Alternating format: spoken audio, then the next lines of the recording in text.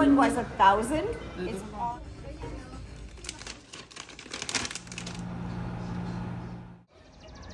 আসসালামু আলাইকুম এভরিওয়ান, সবাই কেমন আছেন? আজকের ব্লগটা একটু স্পেশাল। আজকের নিউ একটা ব্লগে আপনাদেরকে ওয়েলকাম করছি। আশা করছি পুরো ব্লগটাই দেখতে আপনাদের অনেক ভালো লাগবে।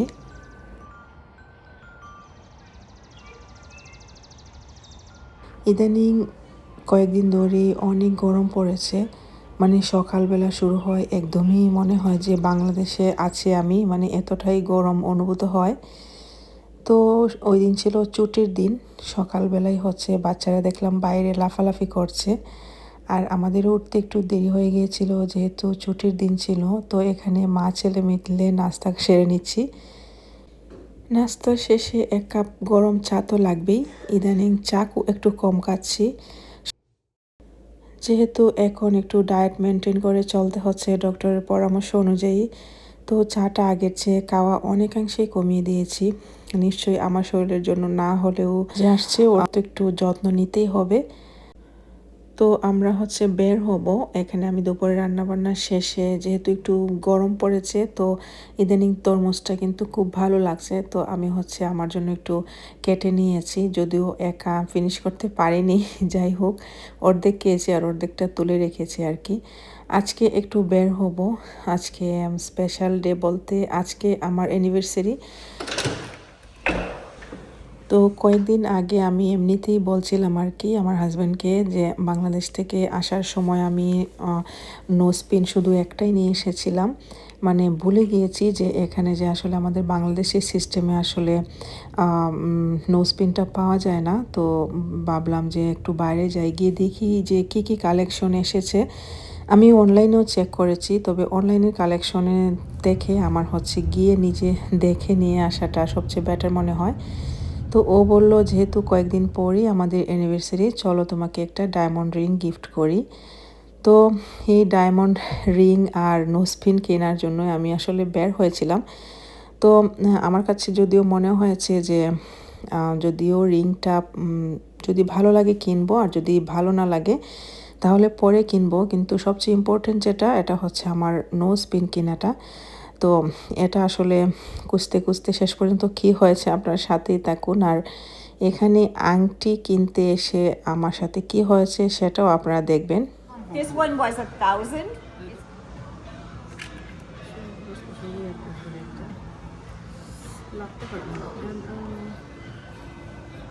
Which one? সেম হয় না, sorry. Which one? This one? Yeah, Yeah, that's same. the same one. Same Yeah, size. same size. Yeah.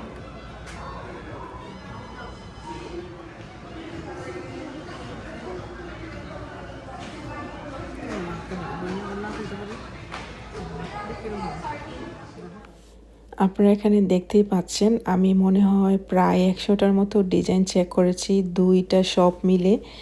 একটা শপেও আমার হাতের সাইজে পাওয়া যায়নি।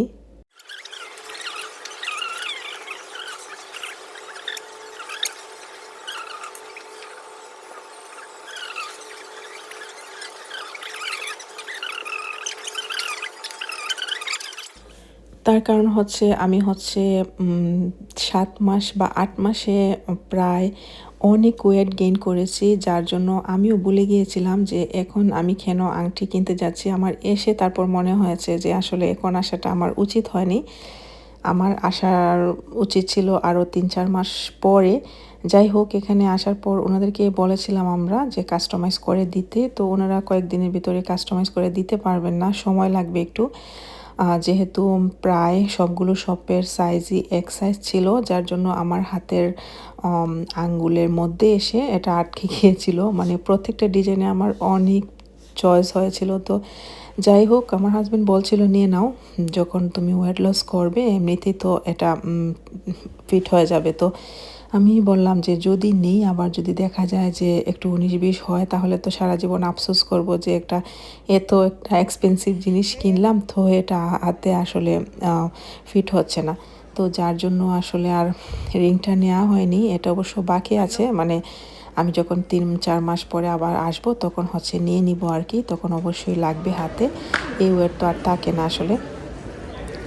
আর কিছুই করার নেই, নো স্পিনও নিজের পছন্দ অনুযায়ী পাচ্ছিলাম না।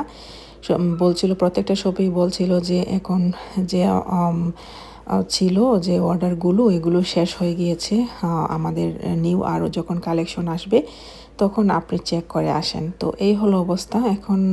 যদিও এত কষ্ট করে আসলাম, তো কিছু কেনাকাটা ছিল বাচ্চাদের জন্য, এগুলো করলাম। আর বাচ্চারা হচ্ছে এখানে আইসক্রিম খাচ্ছে, জুস খাচ্ছে, তো এইভাবেই হচ্ছে সারাটা দিন কাটিয়ে দিলাম আর কি।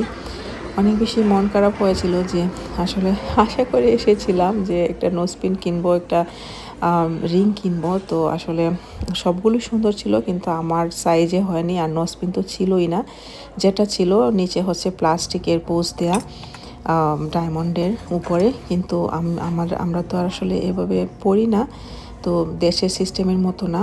তো যাই হোক, যেগুলো হচ্ছে আমাদের মতো বা আমার পছন্দ মতো ওইগুলো কালেকশন শেষ।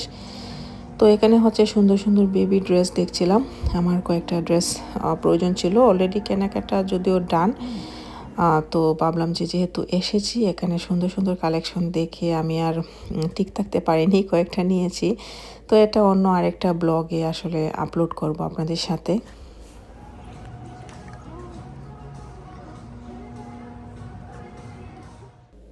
নিজের পছন্দ মতো জিনিস না পেয়ে শেষমেশ হচ্ছে এই অর্কিডটা কিনে বাসায় ফিরছি।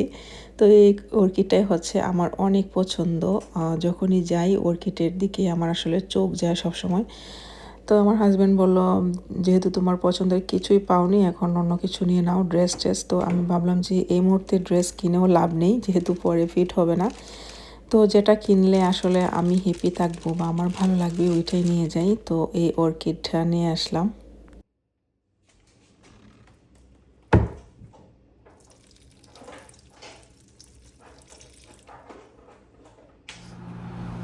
বাসায় এসে খাওয়া দাওয়া শেষ করে বসলাম হচ্ছে কেকটা ডেকোরেশন করতে। সকালবেলা হচ্ছে এটাকে বানিয়ে রেখে গিয়েছিলাম। আসলে বাসায় যখন কোনো অকেশনে কেক বানাই আমার এত আলসি লাগে, ইচ্ছেই হয় না যে একটা কেক বানাই। আসলে ডেলিভারি দেয়া কেকগুলো আমি হচ্ছে আগের দিন একদমই ডেকোরেশন করে রেখে দিই, যেহেতু কেকটা আসলে আগের দিন একদিন আগে বানালেই সবচেয়ে বেশি টেস্টি হয়। তো যেহেতু নিজের ভালো লাগছিল না উঠে গিয়ে এত দূর থেকে এসে আবার কেকটা বানাতে, তো আসলে বাইরে গেলে একটু টায়ার্ড হয়ে যায় ইদানিং। তো ভাবলাম যে কী আর করার, খাওয়া দাওয়া শেষে মনে হয় যে এটা আমি 2 ঘন্টার মতো চিল করতে পেরেছি আর কি কেকটা। যাই হোক, তাও হ্যাপি আলহামদুলিল্লাহ। তো ভাবলাম যে যেহেতু নিজেদের খাওয়ার জন্য আমি বানাচ্ছি, তো এখানে বেশি করে আমি হচ্ছে গানাশ দিয়ে কেকটা বানাচ্ছিলাম, চকলেট গানাশ। তো আমার বাচ্চারা হচ্ছে চকলেট কেকটা অনেক বেশি লাইক করে, তো আমি হচ্ছে এখানে গানাশটা দিয়ে ডেকোরেশন করছিলাম। তো ডেকোরেশন করতে করতে দেখা যায় উপরের অংশটা দেওয়ার পরই গানাশ শেষ হয়ে গিয়েছিল। এই সমস্ত কেকে আসলে চকলেট গানাশ অনেক বেশি লাগে। তারপর হচ্ছে কেকটা সম্পূর্ণ করেছি, পরে আবার ভিডিও নিতে মনে নেই এবং আমি যে একটু ভিডিও করব তাও ভুলে গিয়েছিলাম, এত টায়ার্ড লাগছিল। তো এখানে হচ্ছে আমরা দুজন একটু সেলিব্রেট করছিলাম আর কি। তখন হচ্ছে বাচ্চারা ঘুমিয়ে গিয়েছিল, যেহেতু পরের দিন ওদের স্কুল খোলা ছিল। আর এখানে মনে হয় 12টার একটু আগে আমরা এমনিতেই দুজন বসে গল্প করছিলাম আর কেক কাটছিলাম আর কি। তো আজকের পুরো ব্লগটা আপনাদের কাছে কেমন লাগলো অবশ্যই জানাতে ভুলবেন না। যদি ভালো লাগে প্লিজ লাইক দিয়ে দিবেন এবং সাবস্ক্রাইব করতে ভুলবেন না। সবাই ভালো থাকবেন। আসসালামু আলাইকুম।